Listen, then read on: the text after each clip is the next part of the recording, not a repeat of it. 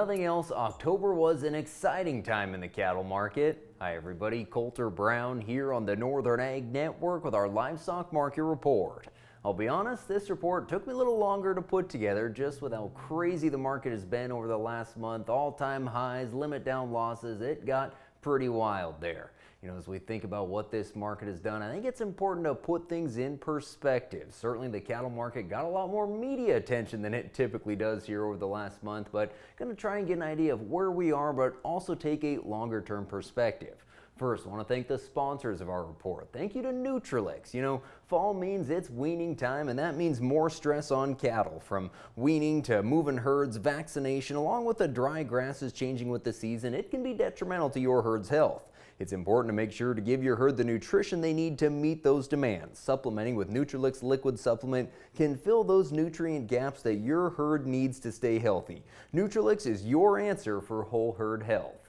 And it's also time to get serious about pasture, rangeland, and forage insurance for 2026. Bred Summit Advisors can get you real-time access to every acre, track how your coverage is performing, and regardless the size of your operation, Red Summit's agents run the numbers to find the strongest policy setup for your land using historical data from rainfall trends. Visit redsummit.com/northernag to see policy operations and connect with an agent in your area to get PRF coverage for 2026.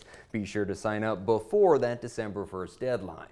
I think for a lot of guys right now, it's hard to know how to feel about this cattle market. Early October, we were hitting all-time highs. Then we saw these limit down days strung together. Talk about importing beef from other countries, and it's just hard to know where are we going from here.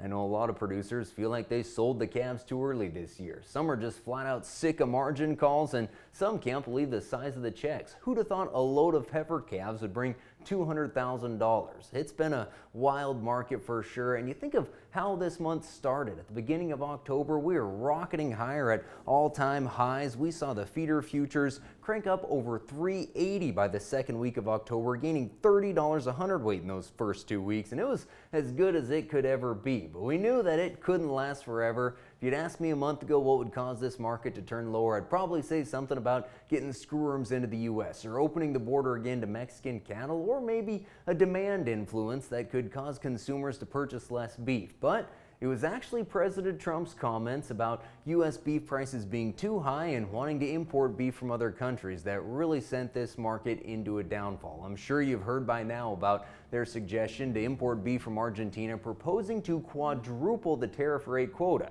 Argentina does export beef to the U.S., but it's not even in the top 5, and the amount of beef we're talking probably wouldn't have a significant impact on the price of beef, but it definitely affected market psychology. If all that beef come into the U.S., it would add 0.27 pounds to U.S. per capita net beef supplies. Not going to have a huge effect at the retail case, but it did affect these markets. In just about 2 weeks, we saw feeder cattle futures down almost $50. And news certainly had a negative impact, but as liquidation ended, we saw the futures using expanded limits to trade higher. So October was just an emotional roller coaster in the feeder futures and the live cattle as well. They didn't see quite as much pressure as the feeders did. As we consider the cash-fed cattle market here over the last month, of course, it started very strong, but then we had that downturn in the market and actually finishing the month steady to just a couple dollars lower. Part of the issue right now is we have the government shutdown going on, so we're not getting all the market information. There was no cattle on feed report this month, and it was supposed to be a big one that would tell us where we're at kind of in the cattle cycle with the percentage of heifers making up the total on feed supply. Also, the CFTC isn't open, so that means we're not getting the commitment of traders reports to tell us how the trading is shaken out in regards to commercial hedgers versus non-commercial speculators. Now, of course, we've talked a lot about beef prices, and the national media really has as well. And actually, in the month of October, beef prices have largely trended higher. And as you think about where we're going, the latter half of the fourth quarter usually sees higher prices with the holiday buy-in, so these beef prices may increase more yet.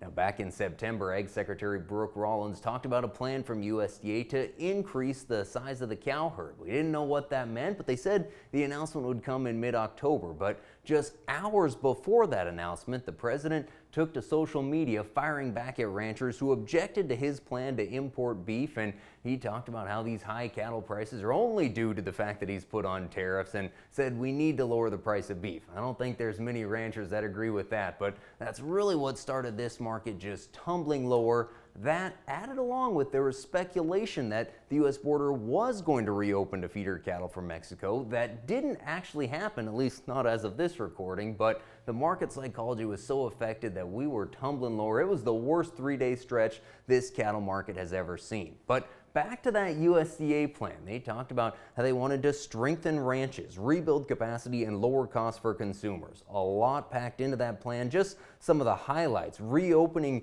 vacant public land grazing allotments, reforming the Endangered Species Act, improving livestock disaster programs, tools to help new producers, enforcing product of the USA labels, getting local beef into schools, and ensuring dietary guidelines encourage protein consumption.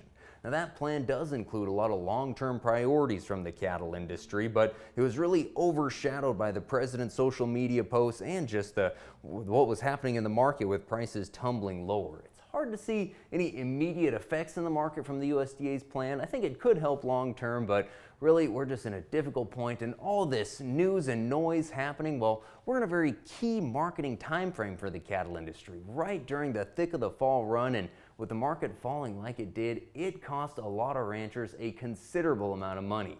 Want to take a look at the calf market, and going to kind of zero in on Miles City Livestock. Just the timing of their sales were kind of right at the high and unfortunately right at the low after the market tumble. You know, on October 15th, they're still there. We saw light 5-weight steers bringing over $5 a pound.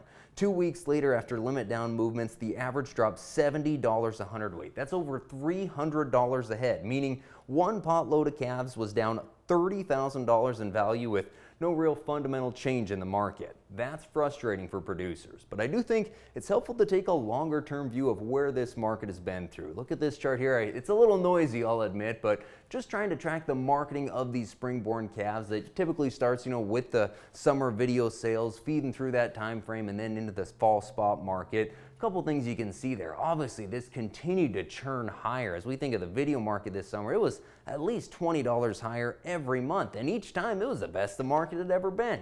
Then when we get into the fall, maybe a slight pullback as the run picks up, but by mid-October, we are back near the summer video sale highs, and then, of course, that market pullback. I mentioned a lot of guys feeling like they sold too early. I know that might feel like it, but you look at that chart and I think it just shows there's a fair amount of luck when it comes to hitting this market in the right way. But to me, the big takeaway here is this next chart as we pull back to look at what this market has done in just the last year. We're still dramatically higher. You bet there was a huge pullback in just 2 weeks, but prices are still up 36% from last year, on average $1.18 a pound better, which equates to $600 a head more. So we're still looking at a heck of a market. And really, when you think of this administration wanting to focus on rebuilding the cow herd, they didn't really help that argument with what's happened in this market, really throwing a lot of cold water on optimism that was very strong at the start of the month. I think we're still pointed on the path to herd expansion here, but it's going to be much more cautious and measured just with wow, this market fell in 2 weeks, and we've talked about, of course, what happened in 2015 when the calf market was at record highs. Guys, remember that, and it will affect the speed at which we rebuild the herd. Of course, as we talk about herd rebuilding, have to think about this bred cow market. We've been speculating at what it might do, but the first sale of the season in Torrington, I think some pretty strong values. Bred heifers averaging $37.64, young bred cows average $43.29. A lot of those cows did leave Wyoming, but on the average, prices were up 60 to 70% from last year. Makes the guys who bought bred cows last year look pretty smart, with calves today selling for nearly as much as the bred cows did a year ago. I think demand will build as we get deeper into the year, and prices likely to work higher, but that's a pretty good starting point.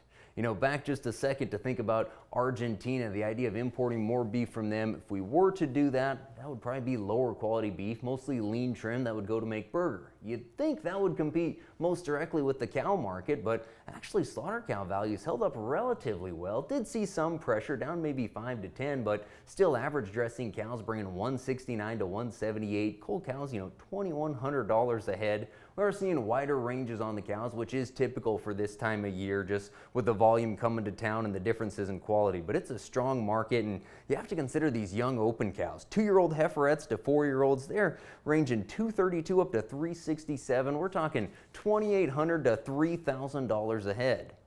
And since I guess I'm comparing a lot back to last year here today, I want to look at the lamb market because I was surprised how far it's come in just a year. We're talking lamb values that are 25 to 30% above where they were a year ago, 40 to 60 cents a pound higher. So it's great to see that market improving. Now, that's not as wild as the calf market has been this year, but should make our sheep producers feel quite a bit better. And I just want to leave you with this takeaway. You know, demand for beef and demand for protein in general is outstanding, but we cannot afford to lose consumer trust. Of course, there is a lot of uncertainty and volatility right now, and even the suggestion of government intervention in our market sent it for a huge loop. But it is an outstanding market. I think the focus now needs to be on investing profits to build efficiency in operations, decrease break-evens, hopefully make life easier. And if growth is in your plan, I think there'll be opportunity to grow as well. This is a great business to be in, and I think the future for the cattle industry still looks bright.